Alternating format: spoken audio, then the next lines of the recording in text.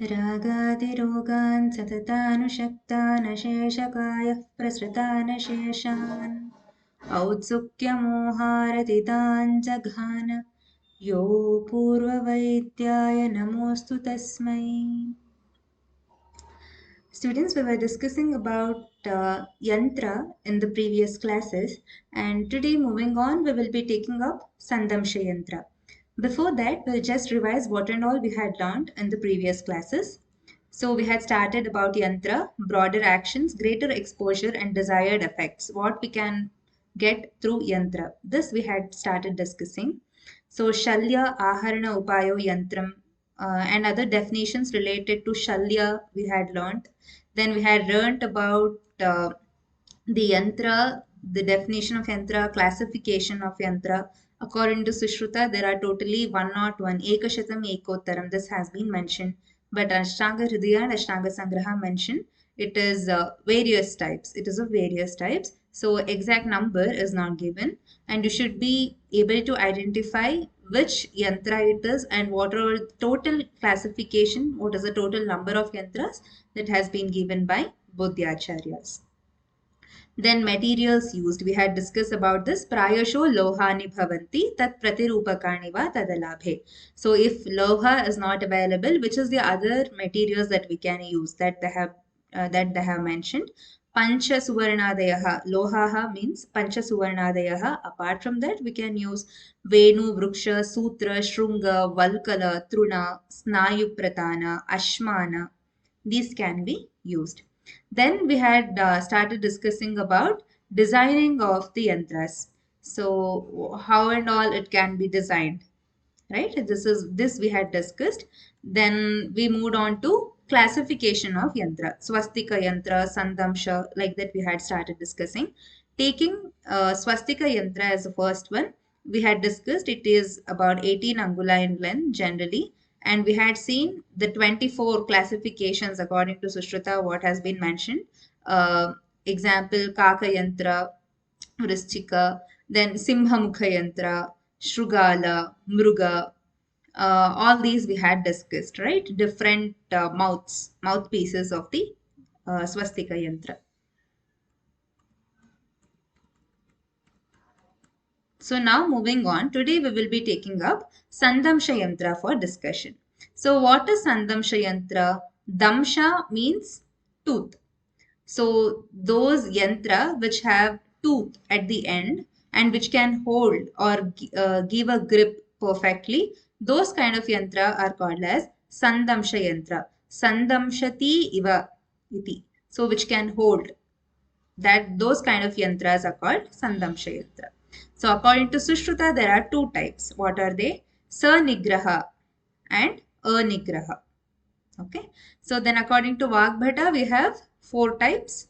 Keelabadha, Vimuktagra, Pakshma Sandamsha and Muchundi or Muchuti Yantra. I'll repeat. According to Acharya Sushruta, it is Sanigraha and Anigraha. According to Vagbhatacharya, it is Keelabadha, Vimuktagra, Pakshma Sandamsha and Muchuti. Looking at the contemporary science, they also have this classification as how Acharya Sushruta has given. So remember, Sushruta has given this classification, which is so scientific, centuries ago, saying it as Sanigraha and Anigraha. And even today, the classification of forceps stands on the same principle, which is locking and non-locking. Okay, are you getting the point? That I mean to say why this classification from Acharya Sushruta is so scientific, right? Even today, it is working on the same principle.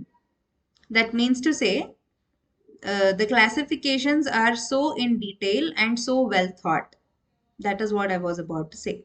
Okay, so the locking ones are they often used as clamps, hemostats in surgery. They are hinged like scissors, but the hinge can be in different positions. Keelabadha, right? Then depending on the purpose of the particular forceps, it keeps changing, and depending on the particular surgery in which it has to be used, it can change. So some of the forceps that we use today: Adson forceps, Alice, bulldogs, dissecting, extracting, hemostatic, Kocher's, obstetric, overhold forceps, Pennington forceps, punch forceps. slotted forester forceps like this. So now coming to specifically what is Sanigraha and Anigraha and where it is used. What is the purpose of using these Sandamsha Yantra? So Sanigraho Anigrahascha Sandamshau. So what is the length of these Sandamsha Yantra? Shodashangula. What is Shodasha? It is 16 angula. Okay, so before what we had learnt is about Swastika Yantra, which was Ashtadashangula, and remember here it is Sandamsha Yantra, which is Shodashangula. Both Acharyas have given the same explanation, which is Shodashangula Bhavataha. Then Sushruta Acharya mentions what is the Prayojana of the Sandamsha Yantra. What are they? Tvang Mamsa Siras Nayugata Shalyodharanartham Upadishyete.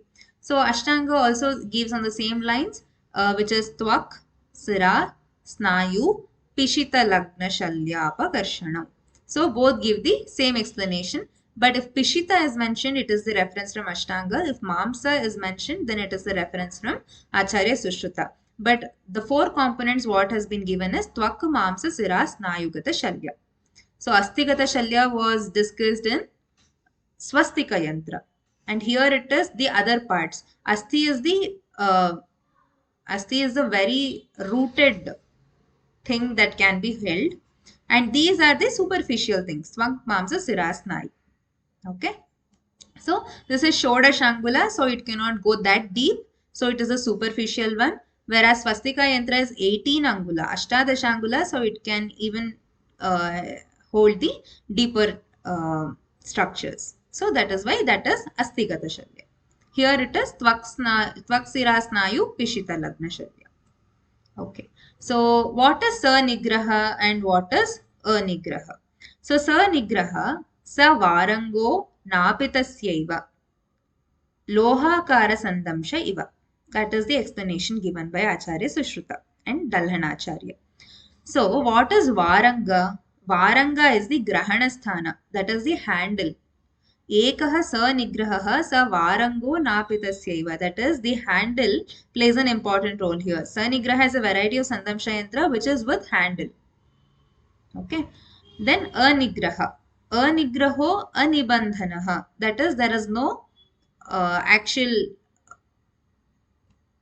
I think I have to show you one picture related to this. So are you able to see the third picture, second picture, and the last one here?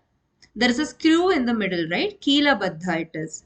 So that is how. Anibandhana, Sanibandhana. Bandhana is that screw which holds the yantra properly.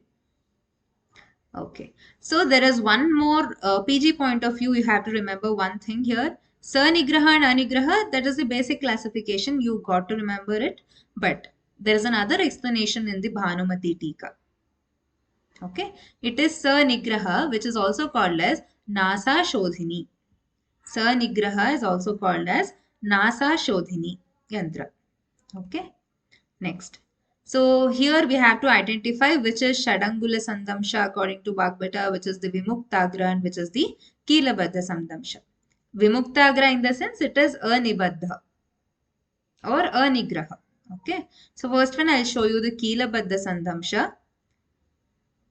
The arrow mark is pointing to it. Then comes the Vimuktagra Sandamsha where there is no Kila, that there is no screw to it, only tooths are there. Okay. Then Shadangula Sandamsha. So in the modern, today, in the present point of view, it is called as pincers and tongs. Those tools are called as pincers and tongs. Okay. So we saw the explanation about Sanigraha and Anigraha, right? Now further we'll be seeing Shadangula Sandamsha Yantra. What is the use of it and why exactly it is used? How much is the length of it? So as the name says, it is Shad Angula Sandamsha Yantra. That is, it is 6 angula in length. The previous ones what we saw, the Sanigraha and Anigraha, they were 16 angula in length. And this third variety from Vagbata is Shadangula. Okay. So it is also called as Nasa Shalyodharanartha Yantra or Sukshma Shalya Harana Yantra. So it is 6 angula in length. Where it is used, what is the prayojana of it? Sukshma Shalyopa Pakshmanam. Sukshmashalya upapakshmanam. So pakshma, what is pakshma? Upapakshma is Vartmadi Bhavanam Harane Yuchyate. We had read previously about the Shalakya Rogas, right? Vartmagata. Netra, in the Netra Roga classification, we had learned about Pakshmagata, Vartmagata. So just recall those classifications. So Vartmagata and Pakshmagata, if at all any vyadhi is there and you have to take out that any solid structure present there, or if at all you have to take the pakshma itself, which is very sukshma to be precise, right, which is very sensitive area even. So from there, if you have to take out the shalya, then Shadangula Sandamsha Yantra has to be used. Okay. The last one is Muchundi or Muchuti Yantra. What is that? Muchundi Sukshma Danta Rujur Mule Ruchaka Bhushana Gambhira Vrana Mamsanam Armanaha Sheshitasya cha. So what is this Muchuti Yantra doing? Muchuti is ring forceps. I'll show you the picture further. It is ring forceps.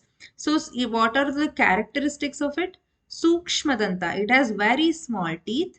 Ruju, it is very straight, and Mule Ruchaka Bhushana, adorned, or it is provided with a ring at its root. Okay, Muchuti Yantra. So here you can see the sliding lock is there. Keyland forceps, it is called as Keyland forceps, which has a sliding lock. That is a ring forceps. And this is the yantra which we are using today. But the principle remains the same, which was told centuries back. It is Muchuti yantra principle. Getting the point? So, Ashtanga Sangraha says, Gambhira Vranadi Mamsaharane. This is used. Muchuti Yantra is used in Gambhira Vranadi Mamsaharane. So, if the Vrana has happened and if the Shalya is present, which is in the Mamsagata Shalya, and it has formed a Gambhira Vrana, then Muchuti Yantra has to be used. So other useful things in the present day point of view, it is useful for holding fleshy parts from the deeper wounds, remnants of an arma which has been cut. Arma, I hope you remember, it is a Shuklagata Vyadhi. Shalakya Tantra Shuklagata Vyadhi. Okay. In that Shalya Chikitsa even, this forceps are used. So the first one you see, right? The ring forceps, that which can be moved, so that you can decide the length and sharpness which you have to be utilizing during the procedure. Then other example for today, this is the forceps which is used for delivery. Okay, forceps delivery we do, right? So this is the one principle which is an inspiration from Kilabadha Sandamsha. So other Muchuti Yantra examples you are seeing here. And today, what are all the different kinds of forceps we are using? They're not just, today it is more advanced, students, so it is not just in the form of swastika yantra. It is, these forceps are typically which look like the Sandamsha Yantra itself. Hemostatic forceps, which are in a different kind, like Alice forceps is there, oval shaped head forceps, tissue forceps, all have come just not as a feature of swastika yantra, but they have come up now in the form of double joint forceps, surgical forceps, which is in the form of Sandamsha Yantra only. Okay. So in the next class, we will be discussing about the Tala Yantra. I hope you got the points.